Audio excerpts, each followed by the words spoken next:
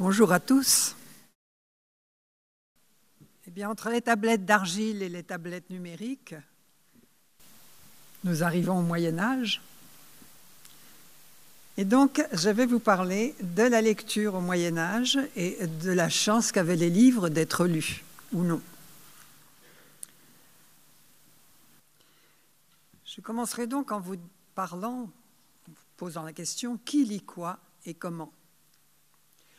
On dit souvent que la lecture a reculé au Moyen-Âge par rapport à l'Antiquité latine où les boutiquiers de Pompéi et même les coureurs des rues utilisaient quotidiennement l'écriture.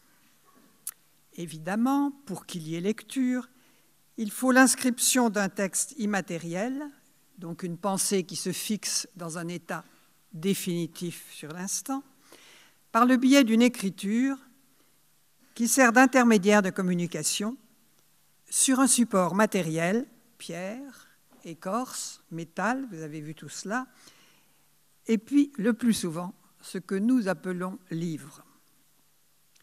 Pourtant, même si le changement de support de l'écriture défavorise les périodes anciennes, le nombre de livres subsistants qui nous sont conservés, tant les œuvres de l'Antiquité que celles du Moyen-Âge, montre que la lecture, avec la conscience de sa capacité à remédier au passage du temps et à l'oubli, est restée essentielle en Occident pendant la période médiévale. Les lecteurs passionnés lisaient pour le bien de leur âme et de leur intellect. Où peut-on être mieux que dans un coin avec un livre, disait saint Bernard.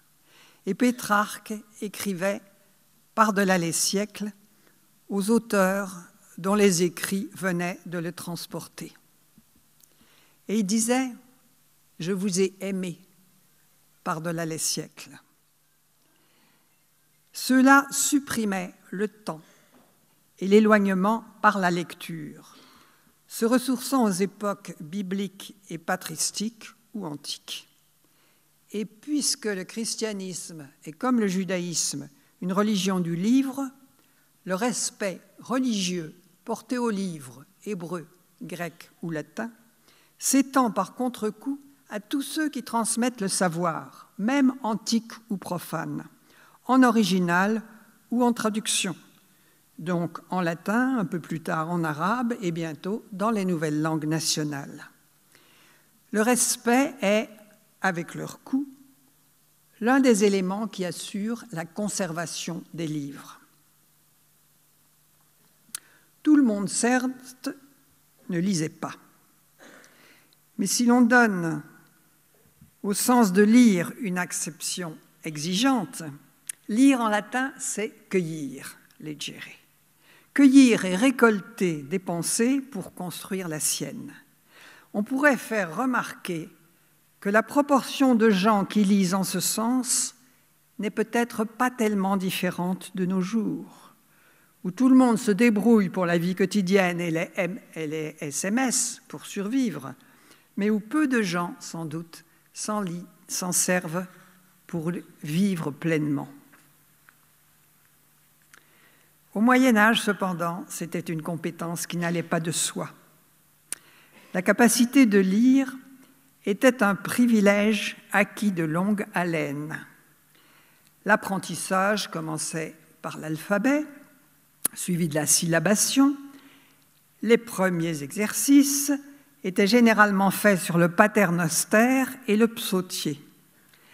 Alexandre Neckam, fin XIIe siècle, conseille ensuite la grammaire la plus simple, le petit art de Donat, l'ars minor, les distiques du pseudo-Caton, qui sont des conseils de morale courante, les cloga Theoduli, les glogues de Théodule, carolingiennes, et autres textes pour débutants, qui seront rassemblés sous le titre collectif des 8 auteurs, Auctores Aucto, pour les débutants, avant de passer ensuite aux textes classiques, en commençant par les bucoliques de Virgile, plus anodines que les textes satiriques ou que l'Énéide du même Virgile pour des enfants, puis à des auteurs antiques qui nécessitent plus de maturité. L'initiation à la lecture était donc liée au latin, langue de l'écrit, et combinait étroitement les deux versants de la culture médiévale, les textes sacrés et moraux et les monuments de la littérature classique. Et bien du IXe jusqu'au XIIIe siècle environ, et même ensuite, les enfants apprenaient à lire dans une langue qu'ils ne comprenaient pas. Au déchiffrement des lettres venait s'ajouter petit à petit le déchiffrement du sens. Cependant, l'attribut descriptif de la grammaire, ce sont les verges que vous voyez là au portail de Chartres.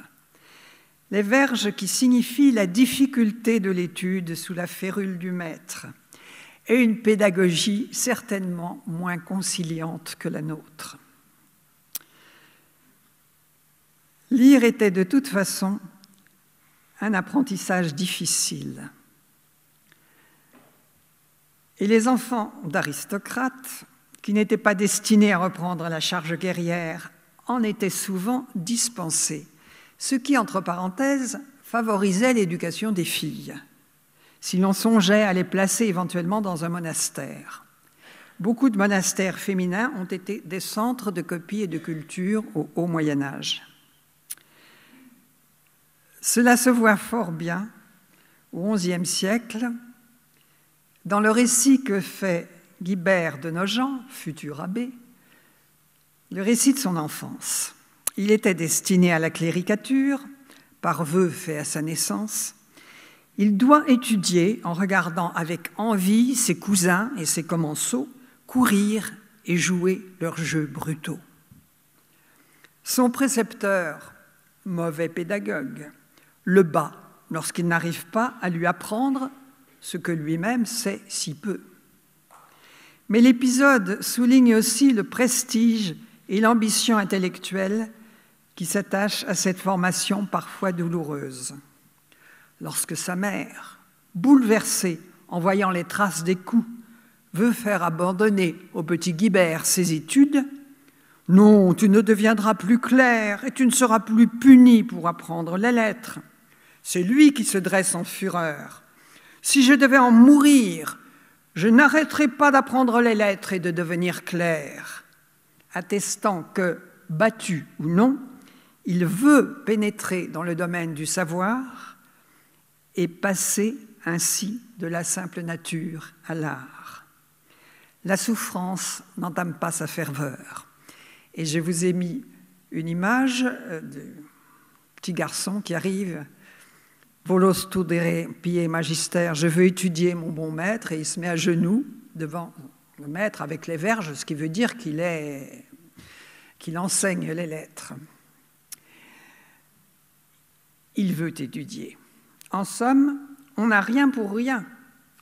Tous ceux qui savent lire alors sont d'autant plus attachés au privilège qu'est leur compétence qu'ils l'ont durement payé de leur peine. La fierté du lettré, valorisée à ses propres yeux par son savoir, est fréquemment perceptible. La capacité de lire est une dignité, honestas, disent-ils, qui assure la communication à travers l'espace et le temps et la possibilité d'une rédemption religieuse et morale. L'écriture est le moteur de la civilisation. Savoir lire permet de s'intégrer à ce mouvement et le désir de lecture est souvent représenté comme une soif qui s'assimile à la soif pour l'eau vive chantée par la Bible.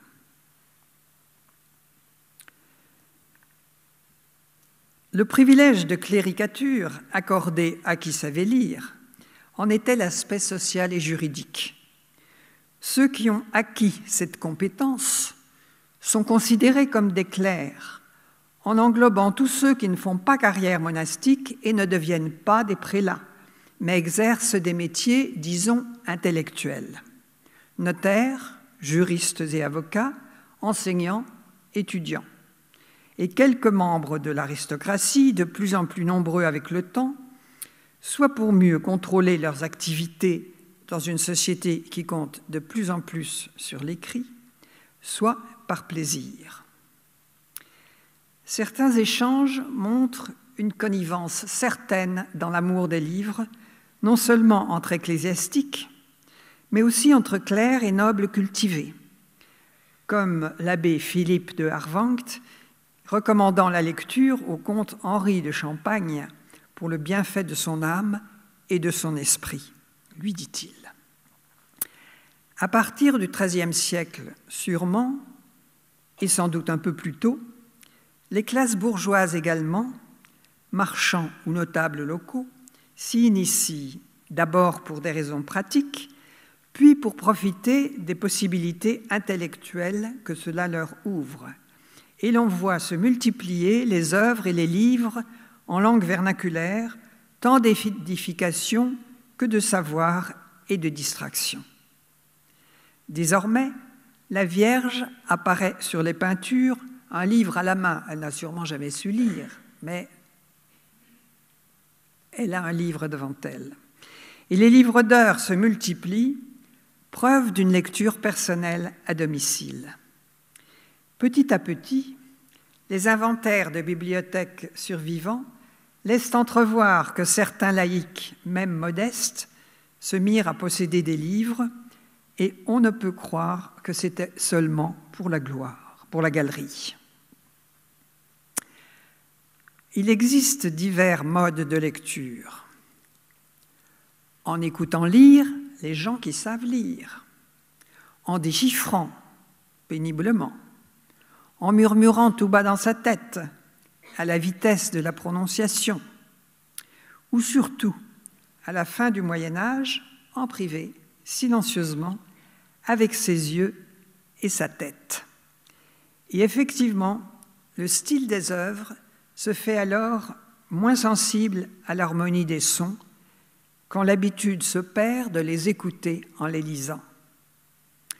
On rencontre donc des lectures en commun, largement utilisées dans l'Antiquité, où les livres nouveaux étaient lancés par lecture publique, et au Moyen-Âge, dans la liturgie et la vie monastique, où non seulement les moines sont censés lire abondamment pour eux seuls, d'après la règle de saint Benoît, mais où la lecture à haute voix au réfectoire occupe leur esprit pendant qu'ils mangent, et les offices sont scandés par les lectures liturgiques tirées de vides saints ou de sermons patristiques.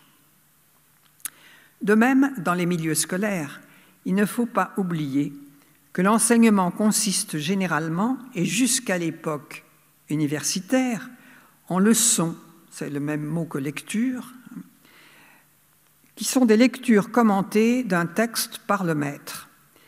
Les étudiants n'ayant pas généralement, sauf au niveau supérieur, leur propre exemplaire pour suivre le texte. Lire ou écouter lire s'exprime par le même mot. Les grammairiens précisent qu'on lit un texte à ses auditeurs, ou bien qu'on lit un texte sous un maître, c'est-à-dire en l'écoutant, ou bien on le lit tout seul. 3 modes de lecture donc, mais en tout cas, la lecture est recherche de compréhension, éventuellement en commun. Par ailleurs, les lectures à haute voix restent la norme. Dans l'Antiquité, où c'était souvent un esclave qui lisait pour son maître, lequel se concentrait sur le sens en l'écoutant, elles sont fréquentes au Moyen-Âge, par une suivante, par un commensal, dans un cadre familial et courtois, notamment pour les œuvres en langue nationale, dont les auteurs savaient qu'ils écrivaient pour un public attentif à la dynamique de la présentation. Vous avez ici un clerc, c'est peut-être Jean de Wavrin, l'auteur, qui lit à genoux devant le duc de Bourgogne. Et toute la cour écoute, debout. Confort, donc le confort n'est que pour une personne, mais tout le monde écoute. Cette lecture devant de nombreux auditeurs semblait plus vivante et conviviale aux participants et éminemment préférable. D'où souvent un ton de connivence, sensible aux stratégies de communication directe, des apostrophes. « Voulez-vous la suite ?» demande Prima dans un poème en latin. Et il imagine que ses auditeurs lui répondent « Oui, oui, nous voulons la suite », toujours dans son poème latin.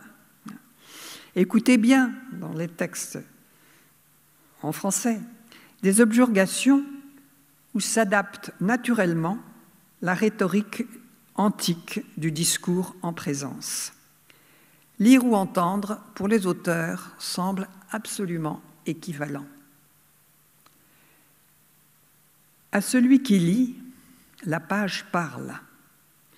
Jean Domingue, traduisant les lettres d'Abélard et Héloïse, les traite comme un dialogue dont les auteurs s'écoutent et s'exclament et se répondent. On trouve aussi des apostrophes. « Seigneur, oh Yahvé l'hiver del parchemin, vous avez entendu le vers du parchemin. » Il s'agit donc d'une lecture à partir d'un livre et non de mémoire. Parce qu'on a beaucoup parlé des jongleurs qui récitaient de mémoire, ça a dû arriver évidemment, mais il vient un moment où ils ont un support à leur mémoire, le vers du parchemin. Et Christine de Pisan parle de lecteurs ou autres oyants, ou d'autres qui entendent. C'est la même chose de lire ou d'écouter lire. Selon la difficulté de l'écriture et l'expertise du lecteur, la lecture personnelle pouvait donc être lente, accompagnée d'un déchiffrement à mi-voix qui assure la compréhension, très nécessaire devant certaines écritures où les mots ne sont pas séparés, ou bien plus rapide, à la fin du Moyen-Âge, où l'on commence à lire rien qu'avec les yeux, alors que c'était considéré comme un don exceptionnel à l'époque patristique. Le déchiffrement à mi-voix, qui ajoute une mémoire cinétique à l'imprégnation mémorielle, a sûrement été le mode le plus fréquent au Haut Moyen-Âge, surtout dans les monastères.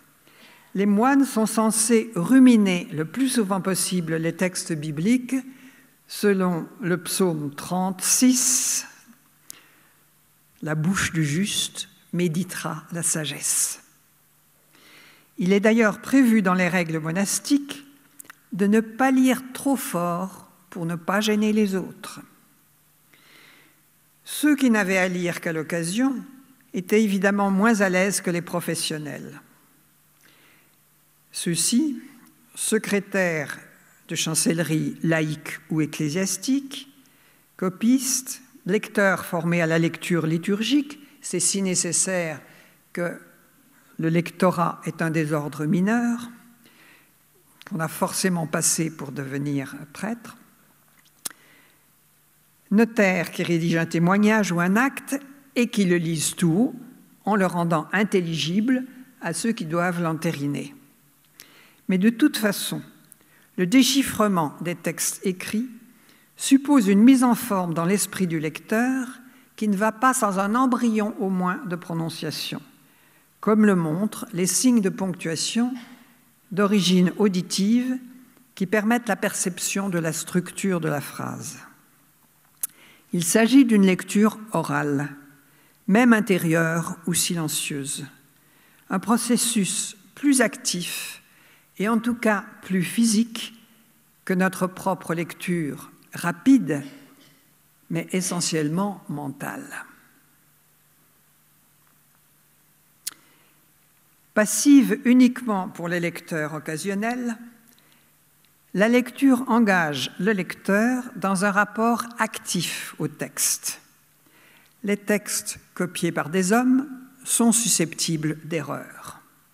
C'est au lecteur de les corriger, comme le dit Martial, le poète antique, dans une de ses épigrammes. Le lecteur améliore le texte en même temps qu'il se l'approprie, en indiquant les bonnes coupures de mots dans une écriture continue qui ne les indique pas clairement, jusqu'au 7e, 8e siècle, en ajoutant des accents pour identifier les mots, ce qui aide aussi à prononcer correctement, en corrigeant selon ce qu'il croit comprendre, parfois à raison, mais pas toujours. En ce sens, plus clairement encore que pour Roland Barthes, le texte appartient au lecteur. Les recommandations de n'utiliser que des livres corrigés et bien ponctués abondent dans tout le haut Moyen-Âge. Comme dit Origène, pour que la difficulté à comprendre, si le livre n'est pas ponctué, n'engendre pas pour le lecteur de trop grandes difficultés. Une autre façon de s'approprier le texte est de l'annoter en le lisant, pour y retrouver un passage ou pour le bénéfice des lecteurs futurs, ce qui est le cas des gloses grammaticales prévues par les enseignants pour aider les débutants lors de leurs leçons, qui sont des lectures. Bon, vous avez là un texte biblique abondamment commenté. Je vous signale que le numéro de chapitre, c'est pas ça.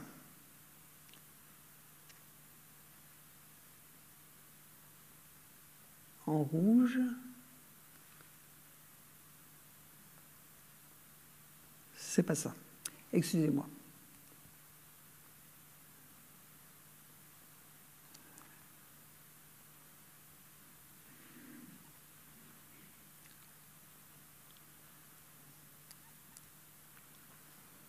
Voilà.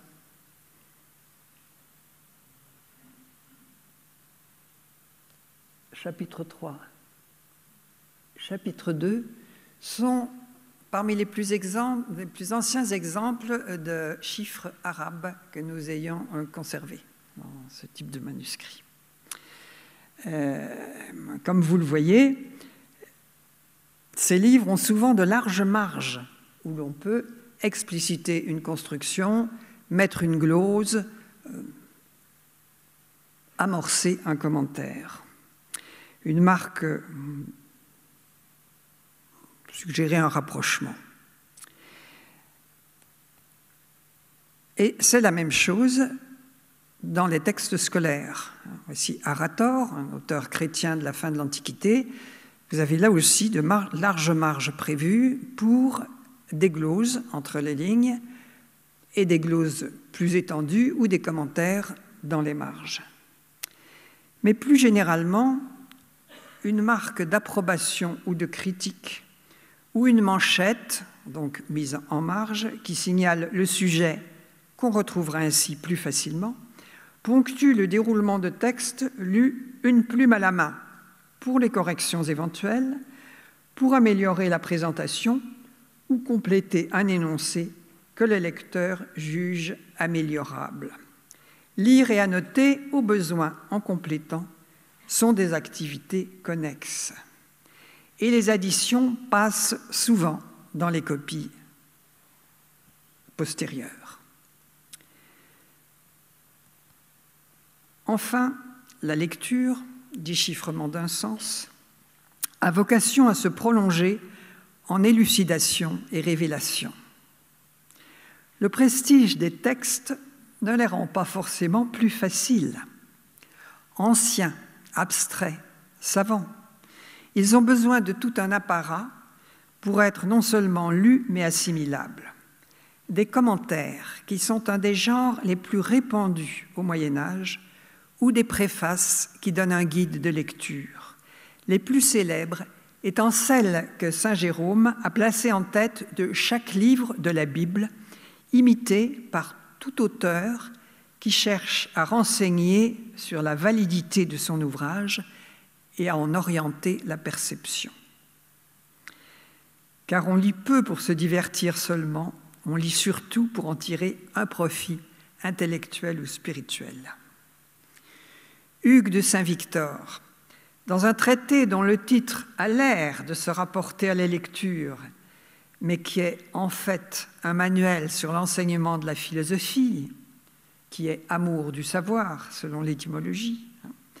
Didascalicon sive de studio legendi, le didascalicon, ou bien le zèle pour la lecture, la passion de lire. Bien, cet ouvrage, Duc de Saint-Victor, déconsidère les lecteurs qui s'instruisent pour s'enrichir ou gagner du prestige, mais aussi ceux qui lisent pour l'amour de la science et de la curiosité, et pas pour en nourrir leur vie. Duc de Saint-Victor est de l'abbaye de Saint-Victor, donc une lecture très orientée. Ainsi, pour tous ces auteurs spirituels que sont Jean de Fécamp, Anselme de Canterbury, Hugues de Saint-Victor, la lecture a vocation à se continuer en méditation, qui est une intériorisation du contenu, par la mémoire et par la réflexion. On lit d'abord, on médite ensuite. C'est une sorte de mastication qui prolonge son effet et l'enracine. C'est ce que l'on appelle le triangle ascétique, lecture, méditation, prière enfin. Une partie de ces lecteurs vont continuer leur démarche par un commentaire actualisant pour que leur effort se prolonge.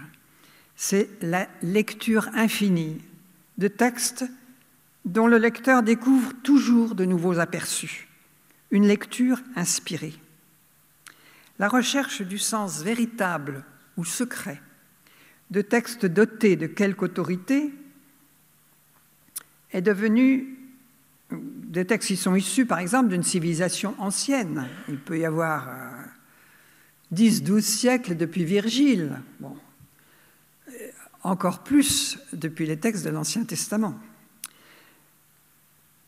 Ces textes qui déroutent donc de ce fait, cette recherche est devenue un réflexe de lecture. D'abord à propos des textes bibliques, c'est l'exégèse, puis à propos de tous les textes dotés de quelque autorité, pour expliciter en quoi celle-ci est encore utile, malgré les apparences. Les lecteurs médiévaux s'acharnent à écarter la possibilité de gratuité ou de la superficialité des textes, à retrouver le sens caché sous la lettre comme le noyau savoureux protégé par la coquille. Il faut savoir casser la coquille. Tout récit, même mythologique, peut cacher une explication philosophique du monde. C'est ainsi que le Moyen-Âge vit naître un Virgile philosophe, un Ovide moralisé, un Horace et un Juvénal éthique. Convenablement élucidés, tous les grands textes ont une valeur formatrice encore efficace. Et quand on a peu de livres, on les exploite à fond. L'étonnante mémoire des médiévaux réutilise ces lectures sans toujours se reporter à un exemplaire qui peut avoir été accessible en d'autres lieux ou d'autres temps. Depuis l'Antiquité classique, l'habitude de noter les passages qui semblent frappants ou utiles ou beaux et de les rassembler dans des ensembles plus vastes donne naissance au genre des florilèges, recueils ou collectanea, collections, grâce auxquels nous sont parvenus bien des œuvres brèves, notamment poétiques, perdues par ailleurs. On lit pour se meubler l'esprit. On cherche à perpétuer cet enrichissement en cueillant, puisque c'est le sens initial de leggere, les passages les plus marquants et en les recueillant de façon à les retrouver. Et ceci bien avant que les transformations de l'enseignement au XIIe siècle ne rendent systématique cet engrangement du savoir par des manuels, des sommes, des encyclopédies, des miroirs, qui remettent en ordre les éclats du patrimoine livresque pour une utilisation organisée. Il existe en effet une différence entre les manuscrits du Haut Moyen-Âge et ceux de l'époque scolastique. Les premiers, même ornés et pourvus de paratextes soignés, sont faits pour être lus à la suite, lentement. La page est compacte, les paragraphes sont rares ou inexistants. Les titres de chapitres, lorsqu'il y en a, ne sont pas toujours placés en tête des chapitres de texte, où l'on ne trouve qu'un numéro renvoyant la liste des chapitres au début de l'ouvrage. Ici, vous avez un manuscrit du XIIe siècle, qui a d'ailleurs quelques traits des transformations qui vont se produire avec l'alternance des couleurs, mais vous avez sur la colonne de droite une liste des chapitres qui n'est pas numérotée. Pour retrouver le contenu des chapitres, il va falloir tourner les pages à la suite pour les trouver à leur place, plus loin. Mais sans renvoi possible, les manuscrits ne sont pas encore foliotés et les numéros de chapitres ne sont pas numérotés. Il faut lire à la suite. L'habitude de séparer un ouvrage en livres, hérité de l'Antiquité où les livres correspondaient à un rouleau de papyrus, n'est conservée que pour certains types d'ouvrages. Retrouver un passage sur tel ou tel sujet ne peut se faire la plupart du temps qu'en relisant le tout. D'où l'avantage des manchettes ajoutées en marge, donc ces indications marginales de contenu, ou alors il faut connaître très bien chaque volume et son contenu. Mais petit à petit, des besoins de lecture nouveaux transforment les livres, les titres de chapitres sont reportés en entier au début de chaque chapitre et ils deviennent plus efficaces. Une hiérarchie plus soigneuse s'installe dans la gradation des titres, sous-titres, chapitres, articles. Des chapitres sont alors ajoutés à des ouvrages qui n'en comportaient pas antérieurement. Les transformations les plus importantes apparaissent vers 1220, d'abord dans les milieux universitaires, alors que la production des livres passe de plus en plus nettement des monastères à des ateliers urbains professionnels, puis beaucoup plus largement de 1250 à 1350, où désormais tous les livres, même non universitaires, ont souvent des titres courants, des index renvoyant à la foliotation, des tables conçues dès l'origine comme indispensables et une alternance des éléments consécutifs indiqués par la couleur désormais bleu et rouge, comme vous l'avez là dès le XIIe siècle. Pour être sûr de ne pas sauter un élément. Avant, dans le manuscrit du Haut Moyen-Âge, quand vous aviez une lettrine jaune, une lettrine verte, une bleue et encore une ocre, et puis vous ne pouviez pas savoir si vous aviez manqué quelque chose. Il ne s'agit plus seulement d'embellir la page. On a aussi des marques de paragraphes sous forme de pieds de mouche, une alphabétisation des références et une numérotation dès que c'est possible. Les techniques nouvelles d'indexation font désormais des sources bibliques, patristiques et juridiques des sommes de matériaux repérables rapidement. Des propriétaires de livres commencent à se faire un index pour leur propre exemplaire, pour un usage privé. Or, toutes ces transformations tendent à rendre les livres susceptibles d'être utilisés en tous sens, en remontant, en cherchant, et non plus selon une lecture à la suite. Cela montre les transformations de la lecture, de plus en plus actives, au moins pour les monuments de la tradition qui font partie des outils de la réflexion. Et cela correspond à une diminution de la taille moyenne des livres, plus maniable et léger, plus facile à transporter. La lecture à l'âge scolastique est certainement moins lente qu'auparavant, aidée par l'habitude des abréviations qui, pour des lecteurs entraînés, n'est pas une difficulté supplémentaire, malgré les erreurs qu'elles peuvent entraîner, mais une sorte de lecture globale où le radical du mot est identifié d'un coup d'œil. L'usage d'une ponctuation plus précise et de ces différentes aides à la lecture, y compris l'identification des citations, rend certainement la lecture plus cursive. Les pratiques de lecture ont donc évolué. Alors, comment lisait-on?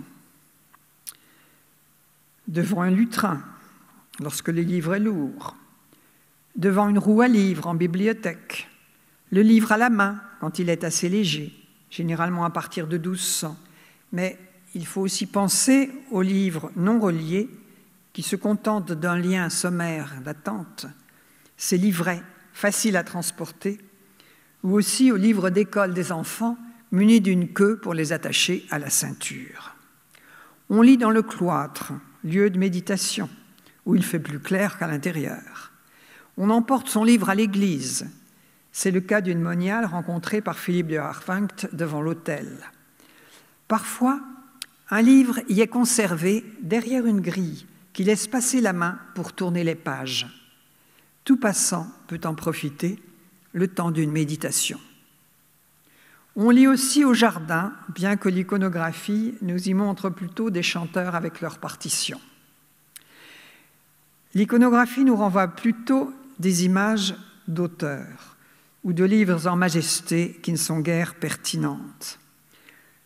Pourtant, tel auteur composant dans son lit, bien au chaud,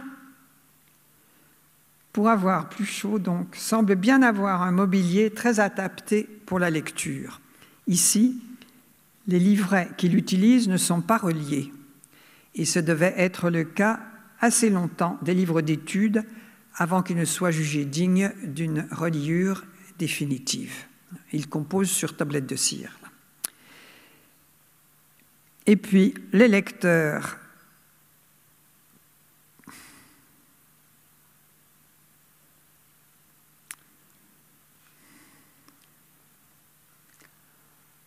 consultant des usuels,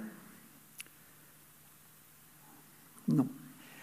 C'est l'image que vous avez déjà vue assez régulièrement. Les livres sont attachés pour qu'on ne les déplace pas. Donc pour ne pas les perdre. Eh bien, il semble assez confortable. Les textes littéraires nous renseignent mieux. Richard de Bury, dans son Philobiblon, donne une description désopilante des étudiants mal élevés qui rêvent à leurs amours en bibliothèque, vautrés sur leur lecture, cornent les pages, glissent des pailles ou des fleurs dans les volumes. C'est vrai, on en retrouve dans les volumes de la Bibliothèque nationale. Ou bien suivent les lignes avec leurs doigts sales, ou les envoient promener si une puce les pique. Et j'en passe. Richard de Bury était indigné. Qui sont donc les lecteurs? Ici, il nous faut considérer l'évolution dans le temps des conditions d'apprentissage et d'utilisation sociale de la lecture. Il a toujours fallu apprendre à lire.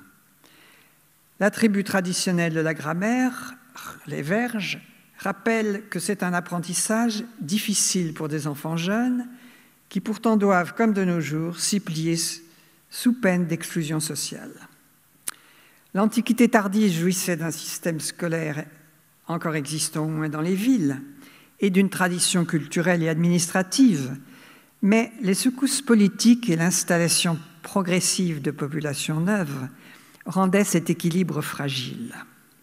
Au Moyen Âge, avec l'arrivée de peuples dominants politiquement et socialement, mais d'acculturation nulle ou récente, lire devient moins une nécessité, parce que les dirigeants se font épauler par les secrétaires qui leur lisent les documents diplomatiques et tiennent mémoire de leurs décisions, qu'une marque d'assimilation et de prestige.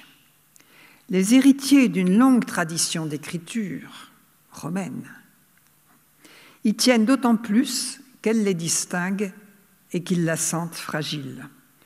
On les voit offrir leur panégyrique et leurs vers à des souverains d'ascendance barbare qu'ils tentent d'attirer dans leur cercle, et ils arrivent parfois à leur donner le goût de la lecture. Le franc Chilpéric veut réformer l'alphabet pour pouvoir écrire les sons de sa langue maternelle, et Charlemagne, qui n'est jamais parvenu véritablement à écrire, mais qui se faisait lire les textes et ne se sentait pas incompétent pour autant, a promu énergiquement la culture écrite. Mais, outre la raréfaction des écoles et les difficultés d'apprentissage, qui qui se fait désormais dans les familles, des raisons économiques s'ajoutent au rétrécissement du lectorat. Le papyrus, d'ailleurs peu adapté à des pays humides où il se conserve moins bien, ne parvient plus que difficilement, et la forme des livres change, du rouleau au codex, notre forme du livre. Le parchemin est plus cher, les copistes plus rares, l'entretien et le renouveau du stock de livres existants devient délicat. Mais il ne faut pas exagérer à la façon romantique le naufrage intellectuel du Haut Moyen-Âge. L'acculturation des classes dominantes a été réelle, même si les intellectuels de tradition se sont parfois sentis un peu seuls et ont perçu une décadence, exactement comme de nos jours devant les nouveaux barbares de la civilisation technocrate. On a continué à lire, plus difficilement, parce qu'il fallait désormais souvent les accompagner de notes et de gloses, nous l'avons vu, les plus beaux textes de la culture antique. Les plus beaux seulement parce que les textes secondaires, qui ne faisaient pas partie du choix de l'Antiquité tardive pour former un canon scolaire, ont été moins recopiés, et donc ils ont généralement disparu. Donc, de l'Antiquité, nous avons gardé le meilleur, ce qu'on avait gardé vraiment pour enseigner dans les écoles. Et on s'est mis à lire aussi les textes sacrés et leurs commentaires dans un monde qui se christianisait. Et comme le christianisme est une religion du livre, il fallait savoir lire pour entrer dans l'Église, nous l'avons déjà dit, ou y progresser dans les hiérarchies, et les clercs se sont trouvés les exécutants naturels des opérations d'écriture et de lecture lorsqu'on en avait besoin, et donc en charge de l'héritage culturel transmis par l'Antiquité tardive. L'époque carolingienne est une étape essentielle qui vit l'explosion de la copie et de la lecture des textes exégétiques et patristiques, la sacralisation du livre et de l'écriture, instrument de civilisation des peuples, outil direct ou indirect de la rédemption morale et sociale. Charlemagne, donc, promut le mythe de la communication écrite et de l'accession à la culture. Il donna l'ordre aux évêques de prévoir dans leur diocèse une école. Eh bien, que, semble-t-il, peu d'entre eux aient obtempéré, on considérait du devoir des curés de donner aux enfants le minimum d'instruction élémentaire qui leur permettrait de comprendre les prières qu'on leur enseignait. Un minimum donc lié au catéchisme qui est resté pour la classe paysanne jusqu'à la Révolution à peu près leur unique accès. Au niveau supérieur, Charlemagne considérait de son devoir d'assurer l'unité de l'Empire chrétien sous sa forme culturelle qui permettait d'en montrer la permanence. Il s'entoura des intellectuels les plus prestigieux de l'époque et les chargea de cette promotion idéologique, tout en recommandant la diffusion de textes considérés comme essentiels, dont il demandait des exemplaires à Rome. À partir du rééquilibrage carolingien, les intellectuels sont persuadés encore plus qu'avant que les arts libéraux, c'est-à-dire la culture héritée de l'Antiquité, revue par une philosophie christianisée comme celle de Boès, telle qu'il l'a fondée, peuvent être un guide et un moyen pour une amélioration des qualités personnelles et permettent de chercher et de trouver un chemin vers la divinité. Le livre se fait donc à l'époque carolingienne métonymie de la sagesse, du savoir et du pouvoir. Support de la mémoire, c'est un moyen pour l'esprit humain d'échapper au temps, à l'oubli et à la mort. Comme le livre, point de rencontre avec Dieu, prolonge et diffuse l'enseignement sacré au-delà de la prédication dans l'espace et le temps, il est présenté aussi comme extérieur au temps de ce monde, baignant dans ce qu'il appelle l'Eivum, l'autre nom du temps, qui est entre ce temps mesurable et l'éternité. Donc, un Eivum, un temps qui n'est pas mesurable. Les livres vivent plus longtemps que les hommes. Et c'est l'objet qui permet le mieux de rendre visible la permanence de la parole et sa transmission. Il est aussi le véhicule de l'Esprit divin, comme les tables de la loi qui ont été remises à Moïse. Et à ce titre, il se doit d'être beau, ce qui justifie la confection d'évangiles de luxe, ingénieusement planifiés, somptueusement décorés, pieusement conservés. Mais ils sont aussi lus avec délectation. L'époque carolingienne est surtout le moment à partir duquel on peut parler ouvertement de l'amour des livres. Théodulphe d'Orléans, donc évêque d'Orléans, fait une édition de la Bible et dans sa préface, il invite à dormir avec ce livre sur l'oreiller et à le caresser tendrement. Cependant, l'évolution des conditions économiques et sociales fait que la lecture se répand de plus en plus, d'abord dans les classes aristocratiques, puisque c'est un avantage lié au pouvoir, car à partir du moment où le célibat ecclésiastique s'impose, les futurs dignitaires de l'Église sont plutôt des fils de chevaliers, et l'éducation est de toute façon un moyen de leur assurer des possibilités de carrière plus riches. Ils peuvent aussi, comme Gerbert, qui deviendra pape, avoir été repérés parmi les enfants pauvres, mais doués, et être poussés vers la cléricature. Puis les marchands et les classes moyennes s'emparent de ce moyen de promotion sociale et y trouvent des avantages intellectuels. Et à partir du XIIIe siècle, des cours aristocratiques aux élites urbaines, tout le monde sait lire et peut y prendre plaisir. Il est vrai que posséder les livres ne veut pas forcément dire qu'on les lit. Ainsi, au XIe siècle, Adhémar de Chabannes déconsidère son ennemi en faisant dire à celui-ci, en se vantant, qu'il possède de pleines maisons de livres qu'il n'a pas tous lus. Il le fait parler dans une langue ridicule, presque enfantine. « J'ai de grandes maisons pleines de livres, et je ne les ai pas encore tous lus, mais je les étudie chaque jour. Il n'est pas un livre au monde que je ne possède. » Riche et vantard, mais pas si grand lettré. Les évangéliaires et les sacramentaires de prestige, aux superbes reliures d'orfèvrerie, conservés dans le trésor de l'Église, étaient sans doute plus faits pour être admirés et feuilletés pour les offices que lus de bout en bout. Les très beaux livres sont plutôt faits pour être contemplés, en méditant sur les significations symboliques des peintures qui accompagnent un texte par ailleurs bien connu. De la même façon, les beaux livres de luxe enluminés des aristocrates de la fin du Moyen-Âge présentent souvent, sous une calligraphie impeccable et superbe, un texte plus que négligent et parfois pratiquement incompréhensible, ce qui montre qu'ils étaient probablement plus feuilletés que lus. Et nous conservons quelques livres dont certains cahiers ont été imparfaitement rognés, laissant des feuillets non séparés et montrant ainsi qu'ils n'ont jamais été lus.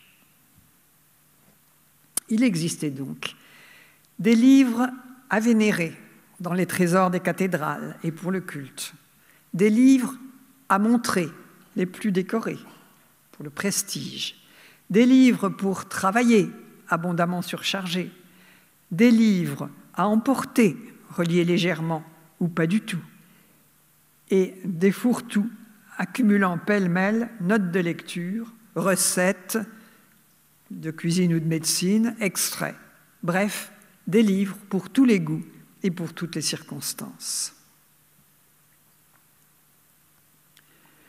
Le contenu de ces lectures peut être reconstitué à partir des exemplaires subsistants, leur nombre et leur provenance, mais pas uniquement.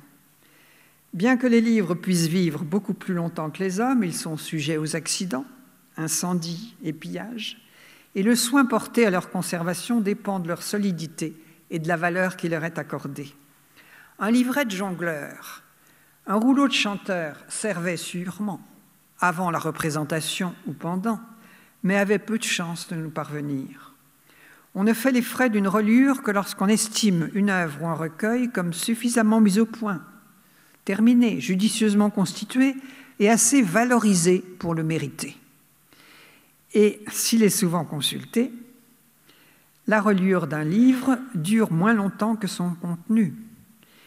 Il faudra encore que l'intérêt qu'on lui porte persiste pour que la reliure soit changée ou restaurée, donnant ainsi ses chances de survie à l'objet livre. Ainsi, les cahiers vagabonds contenant des textes de peu de prestige ont peu de chances de parvenir jusqu'à nous s'ils n'ont pas un beau jour été protégés. Cela défavorise des pans entiers de la production littéraire. Contes, récits et chansons, transmis oralement d'abord et notés ensuite à la sauvette, ont tout de même fini parfois par être confiés à la mémoire du parchemin pour être lus, parfois dans des marges où on ajoute. Les chances de survie d'un ouvrage, en dehors des grands succès, sont très aléatoires. Certains ne survivent que dans des témoins du XVe siècle, époque de boulimie pour tout ouvrage écrit, ou bien n'ont été recopiés qu'à l'époque moderne. D'autres, des livres d'histoire locale par exemple, n'étaient prévus que pour un usage local. Vous irez lire ma grande chronique à l'abbaye de Saint-Albans. Leur survie dépend de celle de la bibliothèque où ils étaient déposés. En somme, des livres peu lus, soit par leur intérêt restreint, dynastique, provincial ou ponctuel, soit parce que l'auteur n'a pas trouvé les bons réseaux de diffusion ou que l'œuvre n'a pas été engrangée dans un corpus d'ensemble comme les recueils hagiographiques, poétiques, historiques. Soit encore parce que leur nouveauté les rendait inclassables ou insignifiants, comme les premières poésies en langue française ou vernaculaire. Ces livres-là avaient peu de chances d'être recopiés et multipliés. Et les livres trop abîmés ou qui ont cessé de plaire courent le risque de se trouver dépecés pour consolider les plats des reliures neuves, où nous en récupérons parfois des fragments. Cela arrive à des œuvres splendides, comme le premier roman latin du Moyen-Âge, le Rodlib, au monastère de Tegernsee.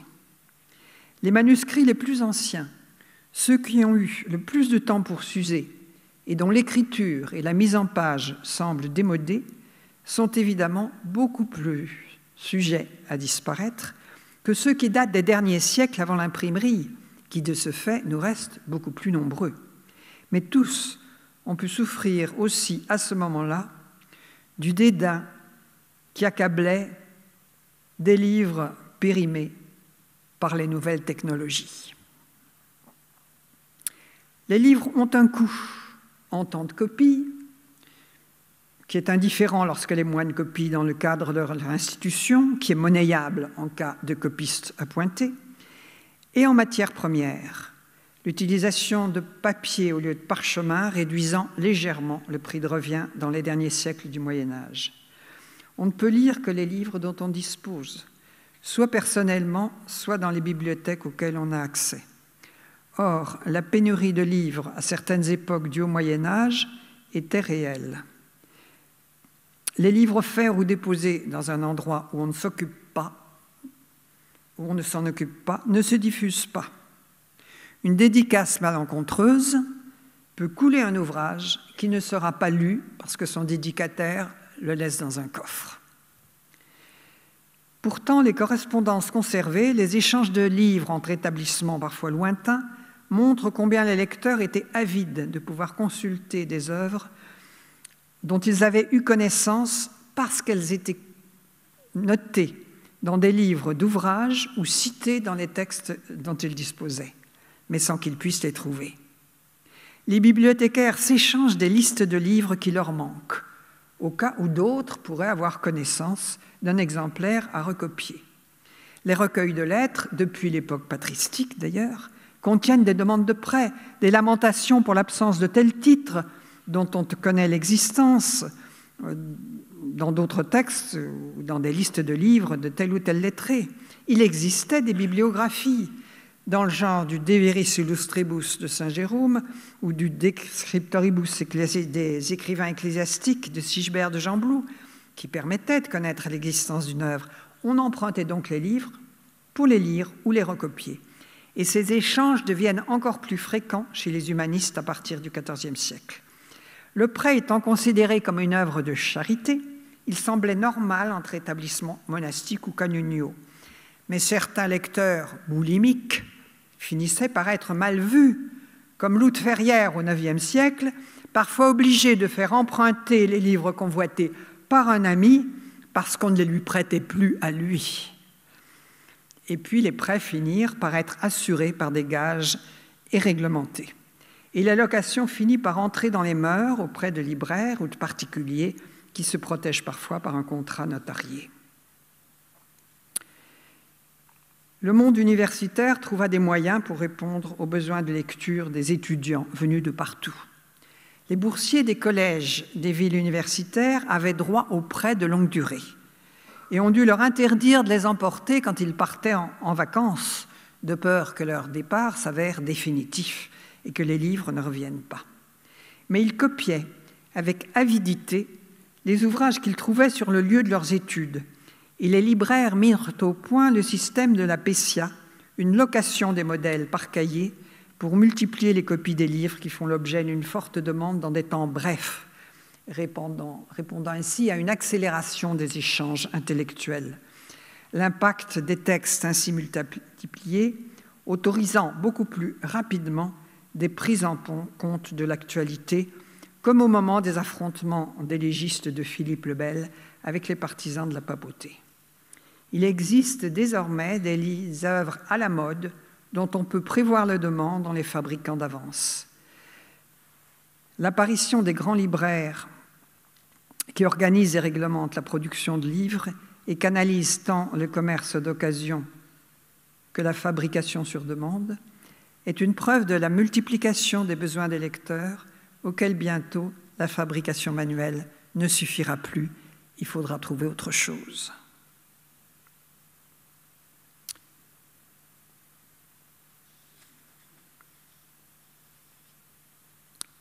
Pour évaluer les lectures des gens du Moyen-Âge, il faut songer, comme je l'ai déjà dit, que les livres vagabonds sont vulnérables et que ceux des particuliers se dispersent à leur décès. Seuls ceux qui ont été conçus et fabriqués dans des établissements dotés d'une certaine pérennité ou qui ont fini par y arriver ont des chances de laisser une trace dans les catalogues et peut-être de parvenir jusqu'à nous. Monastères, chapitres, collèges universitaires et plus tardivement les cours royales assuraient aux livres des conditions plus stables et de meilleures chances de survie.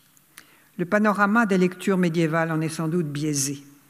Même si les curiosités intellectuelles et scientifiques des bibliothécaires et collectionneurs les intéressaient à une vaste gamme d'opuscules dont l'intérêt religieux ou littéraire n'était pas toujours évident, il est certain que les ouvrages condamnés, alors les écrits de Gottschall d'Orbay, 9e siècle, d'Abélard au 12e, des Joachimides, des franciscains de la première génération, des béguines mystiques comme Marguerite de la Porrette, ne sont pas conservés en proportion de l'influence qu'ils ont pu avoir de façon souterraine pour la curiosité et l'indépendance d'esprit de certains lecteurs. Ainsi, Salimbene de Adam et Gherardo di Borgo San Donino recherchent des écrits joachimites que le bibliothécaire leur dit avoir fait gratter pour servir aux exercices de copie des débutants. Il est clair aussi que les genres au contact de la mémoire orale, dépourvus de tradition d'écriture, déconcertaient par leur maladresse s'ils étaient notés et étaient rarement intégrés dans un recueil rendu pérenne par la reliure. C'est le cas des littératures vernaculaires en leur début. Plus rapide à exécuter, plus facile à transporter, les formes légères de la production écrite étaient moins bien protégées, sans parler des tablettes de cire, vouées à l'éphémère. Non reliées ou avec des reliures peu durables, les livrets, les fascicules d'un ou quelques cahiers, ont dû assurer la diffusion de la plupart des textes brefs au début de leur circulation. Livrets hagiographiques, genre polémique, satirique, lié à l'actualité ou poétique. C'est la raison de la difficulté d'analyser les recueils de poésie lyrique qui dépendent de copies éphémères sur de petits rouleaux qui servaient aux chantres pour se préparer à chanter en cérémonie. Ces relais qui figurent comme leur caractéristique sur les représentations de la fin du XVe siècle. Les textes circulant dans des copies de moindre valeur et fragiles se sont certainement conservés en moins grande proportion que les textes de prestige, et cela fausse notre connaissance des textes réellement lus. De plus, un exemplaire unique ne signifie pas forcément insignifiance. Les lecteurs se déplaçaient au IVe siècle pour aller consulter la Bible en 6 colonnes, en 6 langues différentes d'Origène à Césarée. Dans les assemblées aristocratiques de la fin du Moyen-Âge, la lecture à haute voix des romans d'aventure, alors à la mode, permet aux motifs et aux personnages de se diffuser sans aucune mesure avec le nombre de manuscrits. Tout un pan de l'accès au texte nous échappe, et nos actuelles collections de manuscrits ne nous disent pas tout des lectures médiévales. Elles dépendent généralement de la survie des bibliothèques d'institutions, le plus souvent cléricales. On peut cependant en avoir une idée approchée par le nombre de manuscrits conservés. Eh bien, il faut bien dire que nous gardons surtout les livres religieux, les commentaires bibliques, les livres moraux, quelques ouvrages encyclopédiques, des livres scolaires, et beaucoup moins, c'est bien triste, les ouvrages poétiques et purement littéraires. Sauf à la fin du Moyen-Âge, avec les grands succès en langue vernaculaire, qui d'ailleurs ont presque toujours une connotation morale ou philosophique. Mais les 100 manuscrits du roman de la Rose, 100 manuscrits, ne soutiennent pas la comparaison avec les œuvres latines qui ont pour elles leur diffusion européenne. 2000 exemplaires de la rhétorique à Irénus de Cicéron, 1700 des Moria in Job de Grégoire le Grand. Je peux continuer. Mais à côté de ça, pour le français, le roman de la Rose, c'est un best-seller. Indubitablement, les lecteurs médiévaux ont recherché la sagesse, qui pour eux était chrétienne, et le savoir. Et pour les deux notions, ils n'avaient d'ailleurs qu'un seul mot, sagesse et savoir, sapientia. La recherche du savoir suppose en contrepoint le souci spirituel du salut des âmes. Savoir et sagesse liés sont le contenu tant recherché des textes qui circulent, le moteur de la demande culturelle. Fondamentalement, la lecture médiévale est une activité où le lecteur engage son désir d'enrichissement personnel. Je vous remercie de votre attention.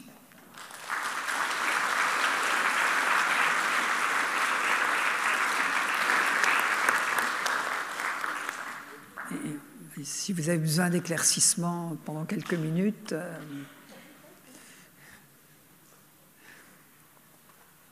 non ? Dans les universités, il n'y avait pas quand même des recueils de textes à caractère juridique ou des... Bien sûr. Si. Il y avait beaucoup de manuscrits juridiques, hein, et notamment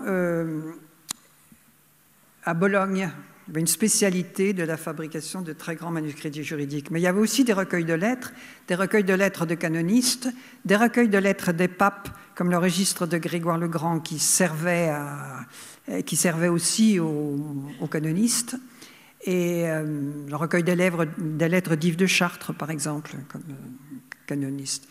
Il y a énormément de recueils de lettres qui servaient comme modèle. Et quand ils servaient comme modèle, on supprime tout ce que voudraient savoir les historiens, c'est-à-dire les dates, les noms, les précisions. On ne les copiait pas pour cela.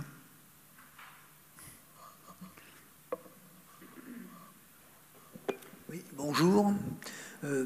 En vous écoutant, on apprend donc que la lecture, surtout au Moyen-Âge, était très différente de notre lecture actuelle. C'était de la lecture à haute voix.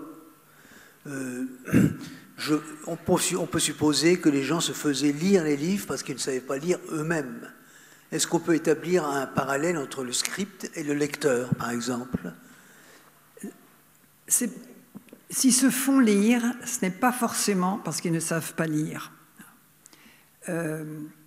C'est parce que réfléchir sur un texte est une opération intellectuelle compliquée. Par exemple, dans l'Antiquité, Cicéron ou autre se faisait lire par un esclave. D'abord parce que l'écriture était relativement difficile, elle devait avoir été préparée pour séparer les mots, dans bien des cas. Mais ça ne veut pas dire qu'ils ne savaient pas lire. Ça veut dire qu'ils allaient se concentrer autrement sur ce qu'ils écoutaient. Charlemagne n'a jamais réussi à écrire, ça ne veut pas dire qu'il ne savait pas lire. Mais il réfléchissait mieux quand il ne lisait pas lui-même. Il se faisait lire, il arrêtait le lecteur et il disait « vous me noterez ça dans la marge ». Et on le voit dans certains cas, c'est écrit en note tyrrhonienne, c'est-à-dire en abrégé rapide pour saisir ce que la parole orale de Charlemagne, d'autres ailleurs. On peut noter comme ça en note tyrrhonienne. Et ça ne veut pas dire qu'il n'était pas capable de lire. C'est une autre opération. Alors, la lecture, quand j'ai dit que c'était à haute voix, ça peut être à mi-voix, ça peut être de toute façon en prononçant un peu. Quand je suis devant un manuscrit que j'ai du mal à lire, l'endroit difficile, il faut que je le prononce tout bas, parce que dans une salle de lecture de nos jours, bien entendu, c'est impensable. Mais ça donne ce qu'on fait beaucoup remarquer maintenant avec des études sur la psychologie de la lecture. On met dans le cerveau des électrodes pour savoir comment ça se passe. C'est qu'il y a, surtout lorsqu'on doit déchiffrer de cette façon un texte qui n'est pas évident à prendre, il y a une activité cinétique, corporelle, donc physique, qui accompagne la lecture. Je pense beaucoup plus que pour nous qui lisons à toute vitesse et où ça va directement à l'esprit, une lecture mentale. Tandis que devant un manuscrit, si on est obligé de ralentir la lecture, on va avoir envie de prononcer, on va avoir envie de sentir le mouvement de la phrase pour le comprendre, surtout donc de savoir où mettre les pauses et s'arrêter, parce que ça peut tout changer. Alors, certains théoriciens, chez Bacon par exemple ou d'autres, donnent des exemples de textes mal ponctués qui veulent dire exactement le contraire de ce qu'ils veulent dire. Il y a le célèbre, l'ordre donné pour... c'est dans Maurice Druon, je crois qu'il l'a repris. Quelque chose, bon, c'est en latin, mais tuer la reine... non, c'est bon, c'est pas bon, et il ne faut pas y penser. Vous changez la ponctuation, et ça veut dire tuer la reine ou ne la tuez pas. Et cela, ils en étaient très conscients, surtout en lisant la Bible. Attention, vous déplacez la pause, ça veut dire autre chose. Du coup, le terme qui était un infinitif devient un impératif ou vice-versa, et vous allez arriver à dire des choses absolument incongrues si vous ponctuez mal. Et la première opération du professeur devant ses élèves, il disait « Vous avez vos livres, bon, lisons cette page, je vous indique comment elle doit être ponctuée. Et ensuite, je vais vous l'expliquer. » Donc, et pour ponctuer, vous savez, vous mettez l'intonation dans votre tête. Pour savoir où il faut s'arrêter, où il faut continuer, quand la phrase est terminée. Vous avez tous ces signes-là dans la ponctuation mise au point entre le 9e et le 15e siècle, au moment où elle se rapproche de la nôtre. Mais au départ, c'est une ponctuation qui dit « c'est pas fini, attention, j'ai encore quelque chose à dire, et bien maintenant vous allez pouvoir laisser tomber la voix ». Et grâce à cette ponctuation, il s'y retrouve dans la syntaxe et dans l'équilibre de la phrase. Et on voit ce type de ponctuation disparaître au moment où la rédaction des textes chez Thomas d'Aquin, par exemple, ou chez d'autres, n'est plus n'est plus sonore. Il rédige avec sa tête, il écrit avec sa tête, et les lecteurs lisent avec leur tête uniquement. Et ça, c'est la grande transformation de la lecture au cours de cette époque.